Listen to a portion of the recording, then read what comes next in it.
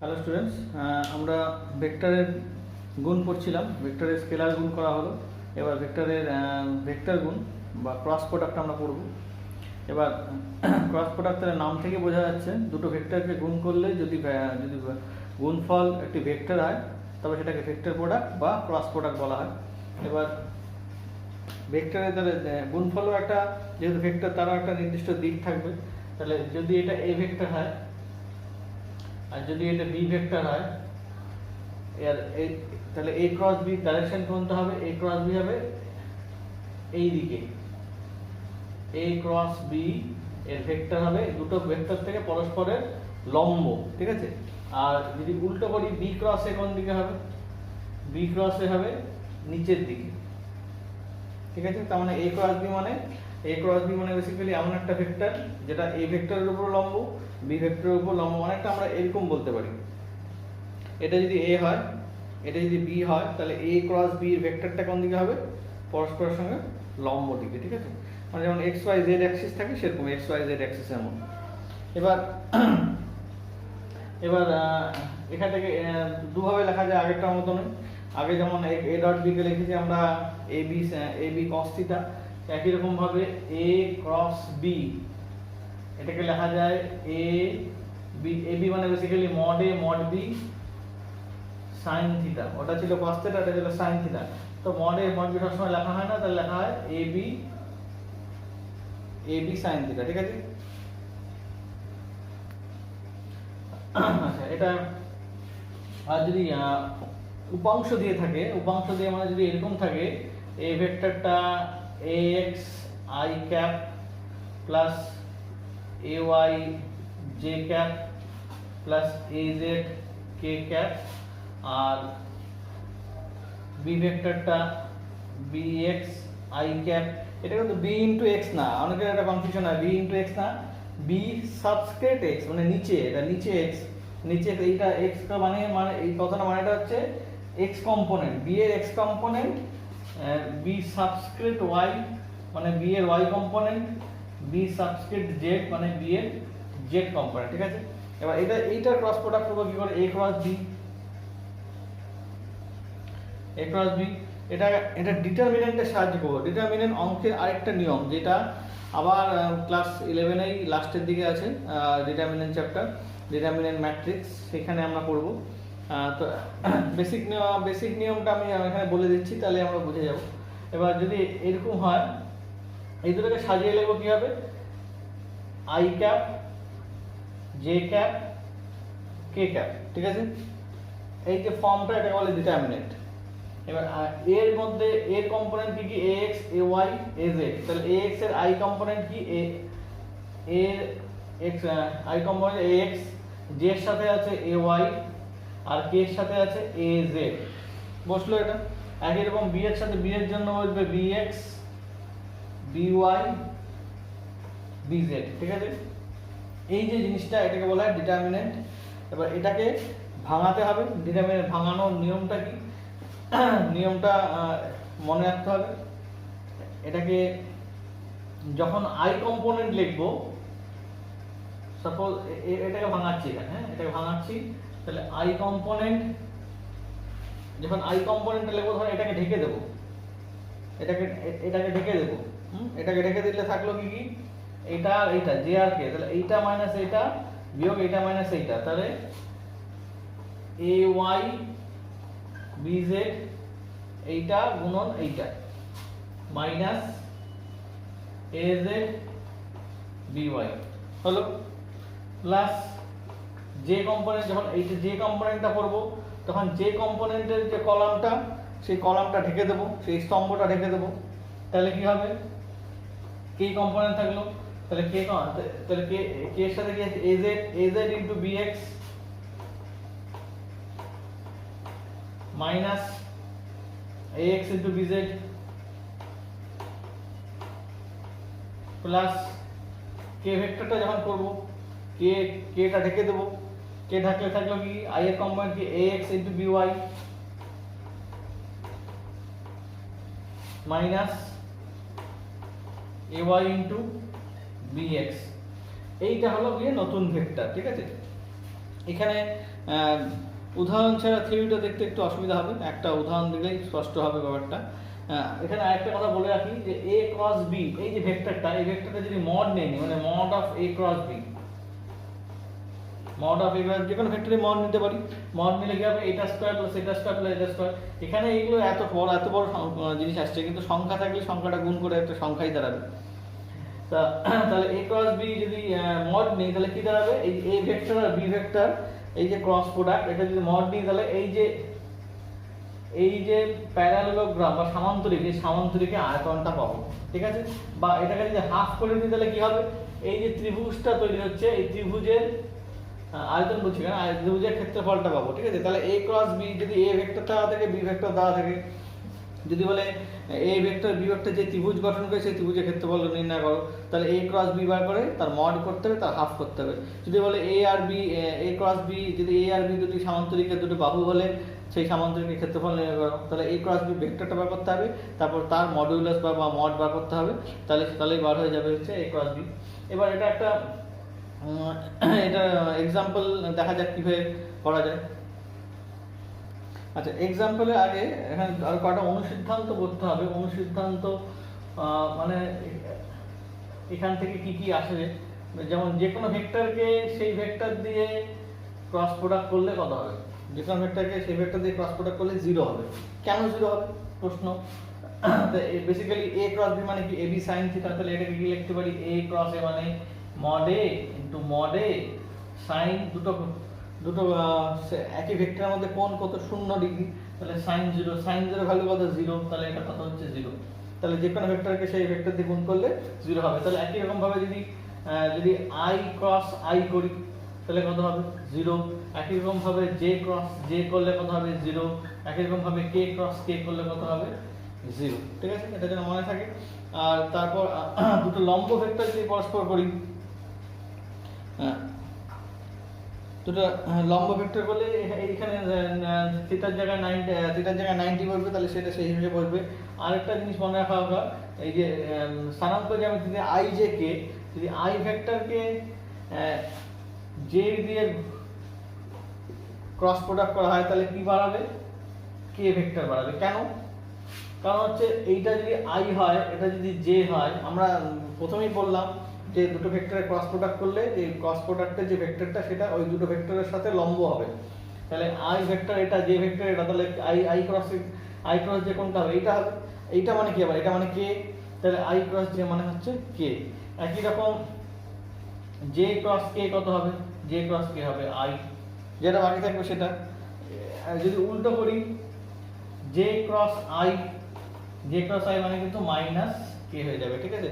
কারণ কি এখানে একটা বলা হয়েছে এ ক্রস বি কিন্তু বি ক্রস এ সমান না, এ ক্রস বি সমান সমান মাইনাস অফ বি ক্রস এ, একটা নেগেটিভ সাইন, ঠিক আছে, কারণ একটা উপরে একটা নিচে 180 ডিগ্রি নিচে চলে যাচ্ছে। তাহলে তাহলে একই রকম ভাবে আবার আই ক্রস কে কত হবে জে, একই রকম ভাবে কে ক্রস আই কত হবে মাইনাস জে, এটা কে ক্রস জে কত হবে মাইনাস আই।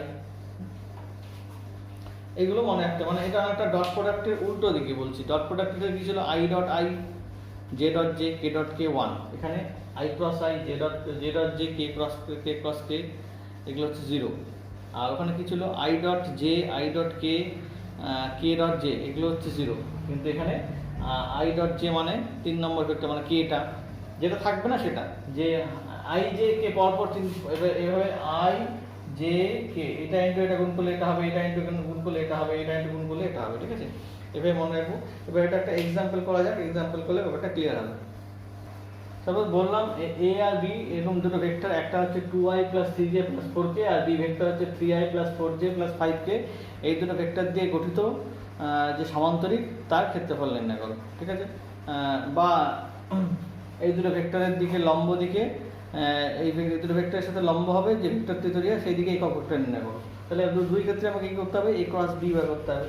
তাহলে এ ক্রস বি আমি আগে বার করি, এ ক্রস বি এটাকে গুছিয়ে লিখব, আই জে কে কম্পোনেন্টগুলো কি হবে, আই এর জায়গায় আছে 2 3 4 আর এখানে আছে 3 4 5, ঠিক আছে। তাহলে আই কম্পোনেন্ট এটা হবে এটা গুণ করলে হবে 3 5 15 মাইনাস 16 প্লাস জে ভেক্টর এটাকে ঢাকবো, এটাকে ঢাকলে কি হবে, এটা 3 4 12 মাইনাস 10 প্লাস কে ভেক্টর এটা তার মানে 8 মাইনাস 9 9, তাহলে এটা কত যাচ্ছে 15 মাইনাস 16 মানে মাইনাস 1, তাহলে মাইনাস আই ক্যাপ, এটা 12 মাইনাস 10 মানে হচ্ছে 2 plus 2 J cap plus K cap. তাহলে এটা হচ্ছে a ক্রস b, তাহলে মড a ক্রস b কত, মড a ক্রস b কত হবে root over of minus 1 square plus 2 square plus 1 square, তার মানে 1 প্লাস 4 প্লাস 1 4 5 রুট 6, ঠিক আছে। তাহলে এটা হচ্ছে সেই যে সামান্তরিক, সেই সামান্তরিকের ক্ষেত্র, সেই সামান্তরিকের ক্ষেত্রফল। এত বর্গ একক লিখতে হবে কিন্তু, হ্যাঁ। যদি বলে ত্রিভুজের এই দুটো ভেক্টরের যে ত্রিভুজটা তৈরি করে ত্রিভুজের ক্ষেত্রফল কত, ত্রিভুজের ক্ষেত্রফল 2 দিয়ে ভাগ করে দেবো, সেটা হয়ে যাবে ত্রিভুজের ক্ষেত্রফল। যদি বলে এই ভেক্টরের দিকে লম্ব দিকে একক ভেক্টর নির্ণয় করো, তাহলে এটা কি করব, a cross b by mod a cross b, তাহলে a ক্রস b মানে কি কোনটা, এটা minus i cap plus 2 j cap plus k cap divide by root 16, এটি হলো ওই দিকে একক ভেক্টর, ঠিক আছে। এইভাবে করতে হবে, ঠিক আছে। এরপরে চলে আসি আমরা আপেক্ষিক গতিবেগ, লাস্ট টপিক ভেক্টরের, ওটা করলে ভেক্টর শেষ। আচ্ছা, আপেক্ষিক বেগ কি জিনিস, যখন একটা বস্তুর বেগের সাপেক্ষে আরেকটা বস্তুর বেগ আমরা নির্ণয় করি তখন সেটাকে বলে আপেক্ষিক বেগ। যেমন দুটো সাইকেল যদি দুটো গাড়ি যদি পাশাপাশি যায় বা দুটো ট্রেন পাশাপাশি যায় তখন দুটোকে স্থির মনে হয়, বা ট্রেনের জানলা দিয়ে যাওয়ার সময় বা গাছপালা সব পিছন দিকে যায়, এটা আপেক্ষিক বেগের কারণে। এবার দুটো ট্রেন উল্টো একটা একে করে উল্টো দিক থেকে আসলে বেগ বেশি মনে হয়, সেগুলো হচ্ছে আপেক্ষিক বেগ। তো আপেক্ষিক বেগ সবসময় কী করে ব্যবহার করা হয়, আপেক্ষিক বেগ যদি ডাব্লু হয়, ডাব্লু সমান সমান ইউ মাইনাস ভি, মানে দুটো বস্তুর বেগ, দুটো বস্তুর যে বেগের পার্থক্য সেটা হচ্ছে আপেক্ষিক বেগ। তাহলে ইউ মাইনাস ভি। এবার যদি একই দিকে যায় তাহলে কি, যদি দুটো সমান বেগে যায় তাহলে কি হবে, ইউ আর ভি সমান হয়ে যাবে, সমান, তাহলে সেক্ষেত্রে ইউ মাইনাস ইউ সমান 0 হয়ে যাবে। তাহলে সমান বেগে যদি একই দিকে যেতে থাকে তাহলে কত হবে, আপেক্ষিক বেগ 0, স্থির মনে হয় এই কারণে। যদি উল্টো দিকে যায় তাহলে কি হবে, উল্টো দিকে গেলে আমরা কি করব, ভি এর ডাইরেকশন, তাহলে একটা ট্রেন এদিকে যাচ্ছে আর একটা ট্রেন এদিক থেকে এদিকে আসছে, তাহলে একটার বেগ একটার উল্টো, তাহলে U minus of minus V, তার মানে এটা কি হয়ে যাবে, বেসিক্যালি ইউ প্লাস ভি যোগ হয়ে যাবে। তাই জন্য উল্টো দিক থেকে আসলে দুটো গাড়ি বেশি স্পিডে আসছে বলে মনে হয়। এটা বলে যদি এক সরল লেখা থাকে, কিন্তু সবসময় যে এক সরল লেখা থাকবে এমন কোনো কথা নেই। এবার এক সরল লেখা না থাকলে তখন কী করবো, তখন আমরা ভেক্টর ইউজ করবো। যেমন একটা বস্তু, মানুষ এদিকে হাঁটছে, হ্যাঁ, মানুষ এদিকে হাঁটছে, বৃষ্টির ফোঁটা এইদিকে পড়ছে, তাহলে বৃষ্টির ফোঁটা বেগটা এদিকে নিলাম, ভেক্টরটা, বা একজন এইদিক বরাবর হাঁটছে আর একজন এইদিক বরাবর হাঁটছে, এটা বই হিসেবে নিচ্ছি, এটা ইউ, এটা ভি, এটা ইউ ভেক্টর, এটা ভি ভেক্টর। তো এই দুটোর মধ্যে আপেক্ষিক বেগ কীভাবে বার করবো, ডাইরেক্ট তো যোগ বিয়োগ করতে পারছি না, সেই ক্ষেত্রে আমাকে ভেক্টর ইউজ করতে হবে। সেই জন্য বিয়োগ মানে কি, ভেক্টরের ক্ষেত্রে বিয়োগ মানে বেসিক্যালি নেগেটিভ নিয়ে যোগ। তাহলে আমাকে কি করতে হবে, ইউ এর একটা এই কোণটা ধর সাপোজ আলফা, তাহলে এইটাকে ইউ এর এইদিকে মাইনাস ইউ নিতে হবে, ঠিক আছে। এটা ইউ হলে এটা হবে মাইনাস ইউ, তাহলে এইটা আলফা হলে এইটা কথা হবে পুরো কোণটা 180 ডিগ্রি, তাহলে এটা হবে 180 ডিগ্রি মাইনাস আলফা। তাহলে এবার এই দুটো ভেক্টরের মধ্যে আমি যোগফল বার করবো, ঠিক আছে। যোগফল কত হয়, তাহলে এই দুটোর লব্ধি কোন দিকে হবে, লব্ধি কর্ণ বরাবর হওয়া হচ্ছে সমান্তরিকের পাওয়া হচ্ছে। তাহলে এটা যদি ডাব্লু হয়, ডাব্লু ভেক্টর, তাহলে ডাব্লু ইকুয়াল টু কত হবে, ভেক্টর দিলাম না, root over of U square plus V square plus 2uv ছিল আলফা, কিন্তু হয়ে গেল 180 minus alpha cos 180 minus alpha. Basically এটা ইউটা, এটাকে আমি এভাবেও লিখতে মাইনাস ইউ হোল স্কয়ার লিখতে পারি, ব্যাপারটা একই আসবে। তাহলে কত হলো এটা, U square plus V square, এটা মাইনাস হয়ে যাবে, মাইনাস 2uv cos আলফা, ঠিক আছে। এটা গেল তাহলে আপেক্ষিক বেগের সমীকরণ, দুটো মানে বেসিক্যালি ভেক্টর বিহেভিয়ার যেতে যা ছিল তাই। এবার এটা ডাইরেকশনটা কীভাবে বার করবো, ভেক্টরের ডাইরেকশন যেভাবে আমরা বার করছি ভেক্টর যোগের ক্ষেত্রে কী ছিল, তাহলে এটা ট্যান থিটা এখানে বয়ে থিটা ধরেছে, এইটাকে থিটা ধরেছে, এটা যদি থিটা হয় তাহলে ট্যান থিটা ইজিক্যাল টু কি, ইজিক্যাল টু হবে হচ্ছে ইউ সাইন 180 মাইনাস আলফা, যেরকম ফর্মুলাটা ছিল P sine alpha by U Q plus P cos alpha, তাহলে এখানে হবে V plus U cos 180 minus alpha. তাহলে সাইন 180 মাইনাস আলফা মানে অল সাইন সেকেন্ড কোয়াড্রেন্টের সাইন সেকেন্ড পাদে, তাহলে এটা কী হবে, তাহলে এটা প্লাসই হয়ে যাবে, তাহলে ইউ সাইন আলফা, এটা কী হবে V minus U cos alpha, ঠিক আছে, ট্যান থিটা। তাহলে এখানে এইটা বার হয়ে গেল কোনটা, তাহলে থিটা কত, ট্যান ইনভার্স অফ এটা, তাহলে এখান থেকে কোনটা বার হবে, তাহলে এই যে ভেক্টর এই আপেক্ষিক বেগের ক্ষেত্রে কোন বার করতে পারি আমরা, তাহলে এটা কখন ইউজ হবে, যখন একটা মানুষ বৃষ্টি ফোঁটা এভাবে পড়ছে, মানুষ এভাবে হেঁটে যাচ্ছে, তাহলে আপেক্ষিক বেগ কী হবে, বৃষ্টি দেখা আমরা চিন্তা করে যখন বৃষ্টি তো দেখা হয়ে পড়ে না, বৃষ্টি সোজা হয়ে পড়ে, আর আমরা সাইকেল চালিয়ে যাচ্ছি সোজা, এবার ছাতা ধরতে কী হবে, কোনাকুনি করে, তাহলে ভেক্টর এটা হচ্ছে ভেক্টরের দিক, ঠিক আছে। আবার যদি বৃষ্টি কোনাকুনি করে পড়ে, আমরা যদি সাইকেল নিয়ে যাই তখন ছাতা ধরতে হবে সোজা, ঠিক আছে। বাস্তব জীবন থেকে ভেক্টরের জন্য পাওয়া যায়। এবার নৌকার ক্ষেত্রে চিন্তা করি, নৌকার ক্ষেত্রে কি করা হয়, এইদিকে দাঁড় টানা হয়, এদিকে দাঁড় টানা হয়, নৌকাটা কোন দিকে যায়, সামনে, তাহলে এই দুটো লব্ধি হচ্ছে এটা। পাখিও তাই, পাখি দুদিকে ডানায় ভর করে বায়ুটাকে পিছন দিকে ঢালে, তাহলে পাখি সামনের দিকে যায়, মানে এই দুটো ভেক্টরের লব্ধি হচ্ছে সামনে। তাহলে এইভাবে আপেক্ষিক বেগ আমরা বার করতে পারবো, ঠিক আছে। এটা দিয়ে কিছু অঙ্ক করতে হবে, তাহলে এই ভেক্টর চ্যাপ্টারটা মোটামুটি শেষ হলো, এটা অঙ্কগুলো আরও করতে হবে। আর এরপরে আছে ভেক্টরের সাথে যুক্ত আছে প্রাস বা প্রজেক্টাইলটা করার জন্য স্মৃতিবিজ্ঞানে কিছু নলেজ দরকার, সেটা আমরা জানি, যেহেতু স্মৃতিবিজ্ঞান নলেজ দিয়েই আমরা করবো, ওটা ধরে নিয়ে করবো, ঠিক আছে। আজকে এতক্ষণ থাক, এটা আগে দেখ, তারপরে এটার অঙ্কগুলো করা যাবে।